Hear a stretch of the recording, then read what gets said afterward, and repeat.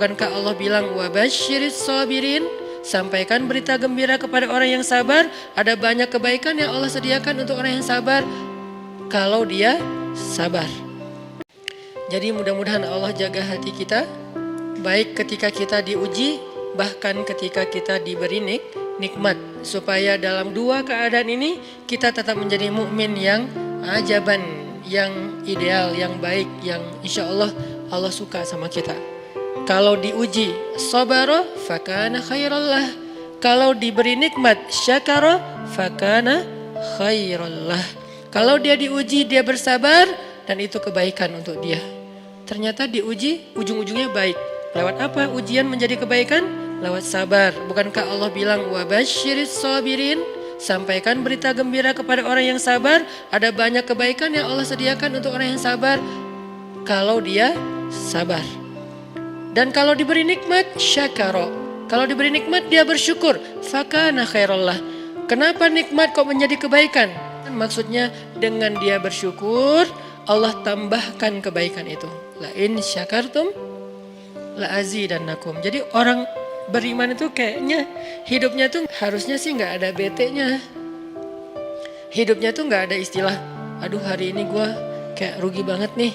Nggak ada orang yang beriman rugi. Kan hidup kita tuh di antara dua itu kan. Cuman varian ujian itu aja macam-macam. Varian ujian itu misalnya kalau di surat Al-Baqarah Allah menyebutkan 3 varian ujian kan. Ba'sa, dharra, zulzilu. Ujian fisik, ujian harta. Harta ini termasuk karir, kerjaan, usaha, bisnis. Dan ujian zulzilu, ujian perasaan termasuk diputusin.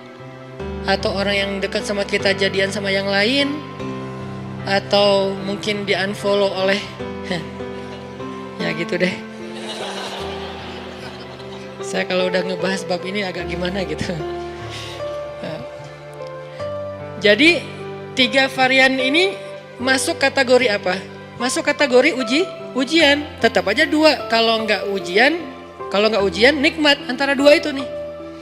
In asabathu sarra syakara wa in asabathu dharra sabara. Udah gitu aja. Dan nanti bahkan sampai ayatnya gini. Alladzina yunfiquna fis sarra'i wad dharra. Orang yang tetap beramal soleh lewat hartanya dalam keadaan dia berkelebihan atau dalam keadaan dia kekurangan. Itu mukmin, keren banget gitu. Dia tuh nggak pernah kehilangan kesempatan berbuat baik.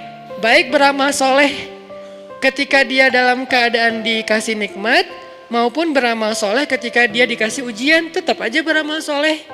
Contoh yang ayat tadi, yunfikuna fis sarra, berinfak dalam keadaan sarra, dalam keadaan bahagia, senang, lagi dapat untung gitu kan. Ataupun yunfikuna fid dharra, tetap berinfak walaupun dia dalam keadaan dharra, dalam keadaan susah. Dalam keadaan dor itu kan bahaya. Nih kalau saya infak nih bahaya nih buat saya nih.